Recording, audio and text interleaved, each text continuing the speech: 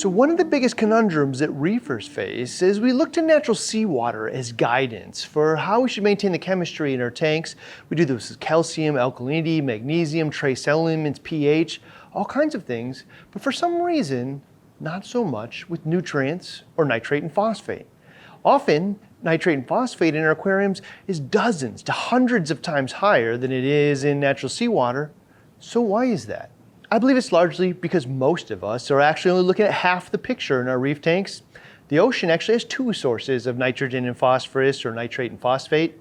First, the types that most of us are already aware of, which are measurable with our test kit, is dissolved nitrate and phosphate that's in the water.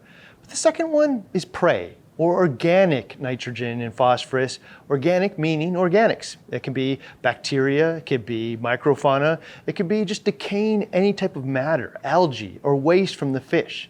Anything that contains nitrogen and phosphorus, and the corals capture as prey.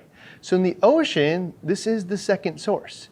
In our aquariums, it's often overlooked. So it's not that organic nitrogen and phosphorus doesn't exist in the tank, because it does. It's there with decaying food, algae, fish waste, all kinds of things that we're putting into the tank.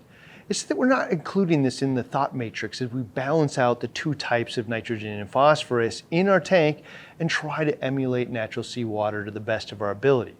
So you really need to think about this from two different angles. So starting with that inorganic nitrogen and phosphorus, or the nitrate and phosphate that we're all familiar with and test for, in natural seawater, the levels are often below 0.01 and into the parts per billion, and actually below our ability to test for with most common test kits or checkers.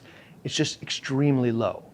However, in contrast to that, in the aquarium, in a controlled environment where we're actually applying effort, in most cases, it's 0.04 to 0.1, which is dozens of times higher than it is in natural seawater. And uncontrolled, where you're not really paying attention to phosphate, can often be as much as 1 part per million, which is hundreds of times higher, and nitrate even higher than that. So in most cases, it's pretty unlikely you're going to find lower levels of inorganic nitrate and phosphate in your aquarium than you would find in natural seawater, specifically in any case where you're actually adding food every day and fish are producing waste, which will both break down into nitrate and phosphate on a daily basis. So inside those glass boxes, even if we're seeing 0,0 in our test kits, we have to understand that 0,0 doesn't actually measure down into the parts per billion, and it's just unlikely that's the case. However, experience doesn't always match that. Some reefers actually have better results when they dose nitrate and phosphate directly to the tank and intentionally have it slightly elevated. They're getting better coloration, better tissue repair, and even just better growth. Overall, the health of the coral and the way it looks is just better. So why is that?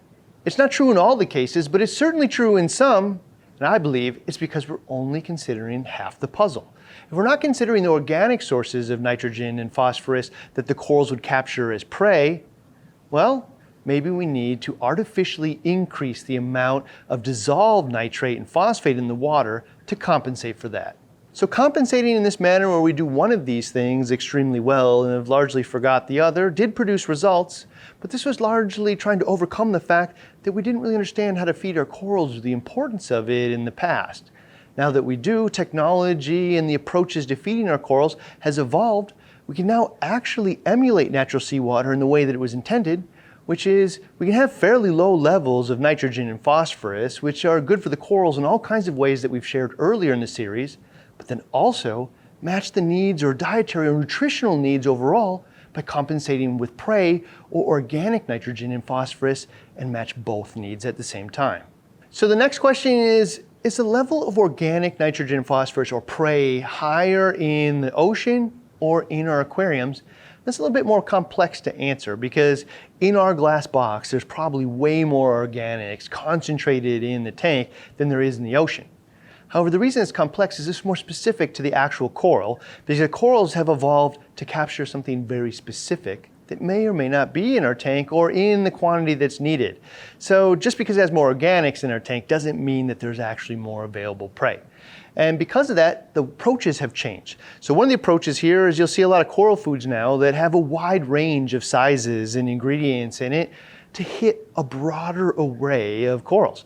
You'll also see things that have largely already been broken down, like amino acids, which are just more readily available to absorb than actual prey itself, a different approach to nutrition.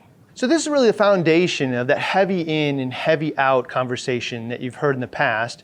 Heavy in, meaning we add lots of nutrition, we've added lots of prey and organics for the corals to capture.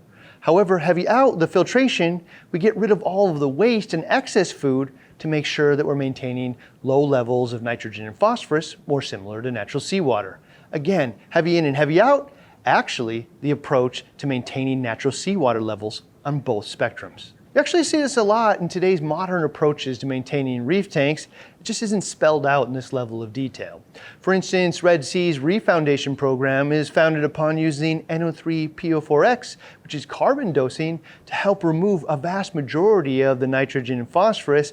It feeds on the bacteria, which may feed the corals, but they also have carbohydrates and amino acids that you add in conjunction.